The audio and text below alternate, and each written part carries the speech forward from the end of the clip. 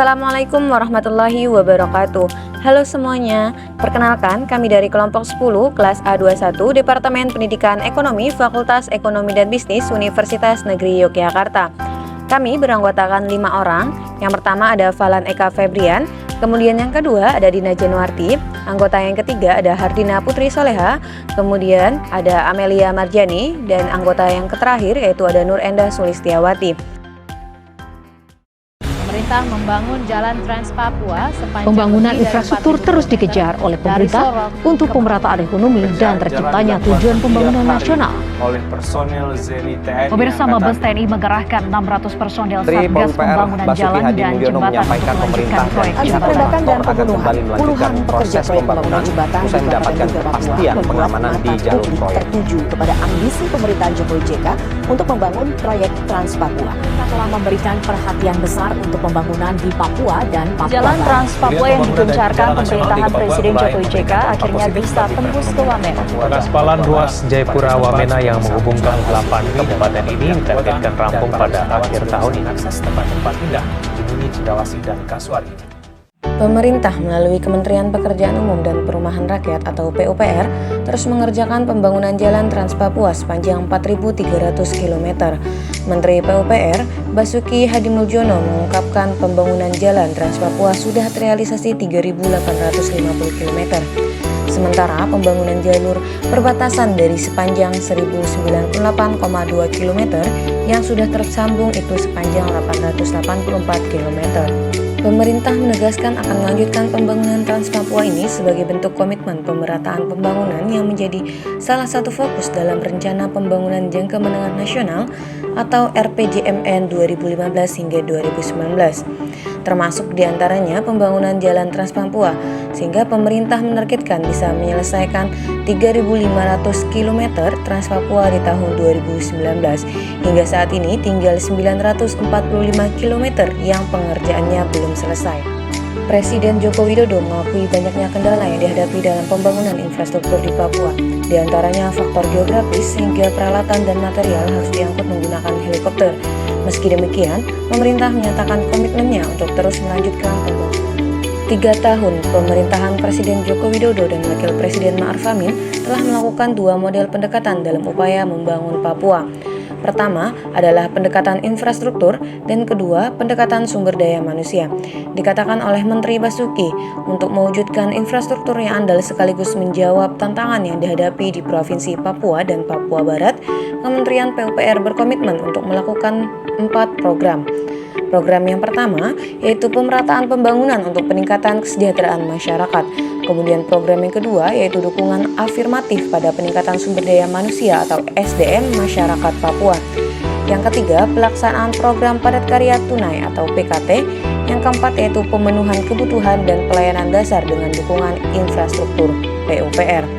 Di samping itu, yang terpenting adalah bagaimana pelayanan publik dan pemenuhan hak-hak masyarakat terus dikedepankan.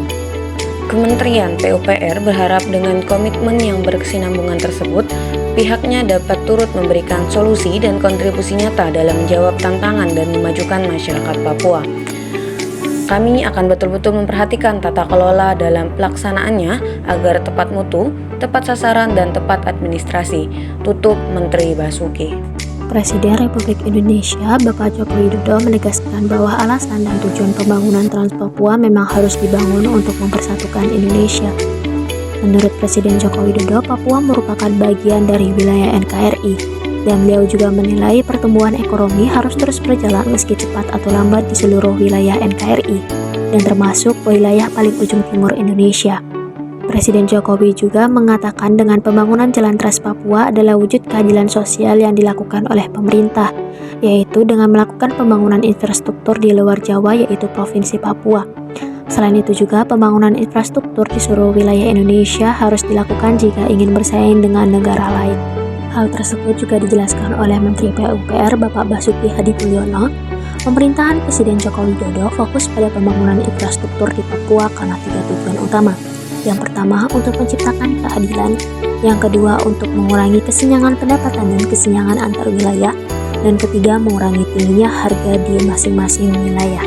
Pada tahun 2021, alokasi anggaran pembangunan infrastruktur PUPR untuk Provinsi Papua ada sebesar 6,12 triliun rupiah. Hal tersebut di mana untuk alokasinya, untuk bidang SDA itu ada sebesar 670 miliar rupiah, jalan dan jembatan itu ada sebesar 4,46 triliun rupiah, permukiman itu ada 650 miliar rupiah, serta perumahan ada 330 miliar rupiah. Sementara untuk anggaran pembangunan infrastruktur PUPR Provinsi Papua Barat itu ada sebesar 3,67 triliun rupiah yang digunakan untuk bidang SDA sebesar 600 miliar rupiah, jalan dan jembatan itu sebesar 2,54 triliun, permukiman itu ada sebesar 320 miliar rupiah, serta perumahan itu sebesar 200 miliar rupiah.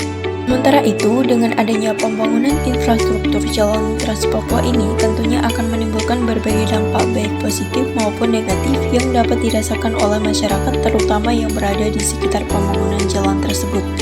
Dampak positif yang ditimbulkan dari adanya pembangunan jalan Trans Papua ini antara lain yang pertama, meningkatkan aksesibilitas, yang kedua, meningkatkan mobilitas, dan yang ketiga, mengurangi biaya transportasi.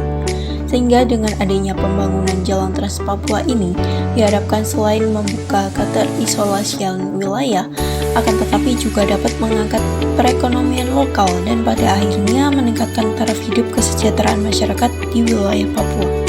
Kemudian dampak negatif yang ditimbulkan dari adanya pembangunan jalan Trans Papua ini antara lain yaitu adanya perubahan tata guna lahan. Jika kita lihat dari segi kelestarian lingkungan, pembangunan proyek jalan Trans Papua ini dapat memusnahkan sekitar 12.469 hektar tutupan hutan, sekitar 4.772 hektar lahan yang terancam ini merupakan hutan lindung.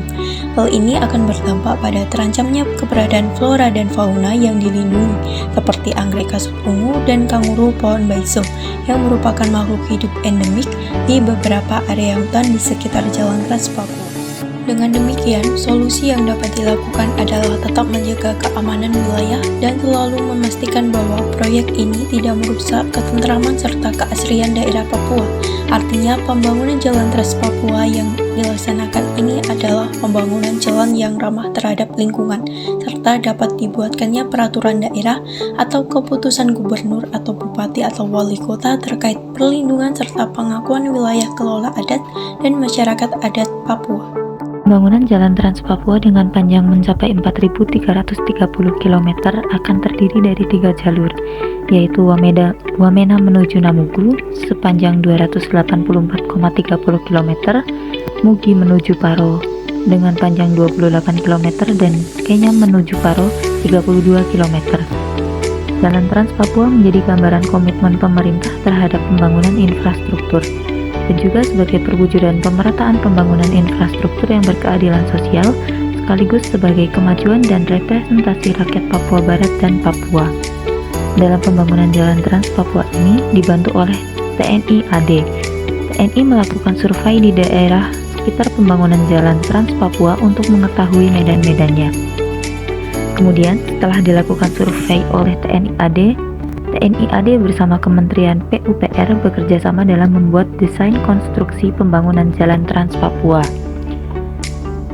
Kemudian dalam melakukan survei, TNI AD mengalami kendala seperti medan yang sangat ekstrim karena akses yang sangat tertutup dan masih terdapat masyarakat Papua yang sangat sensitif terhadap keberadaan TNI.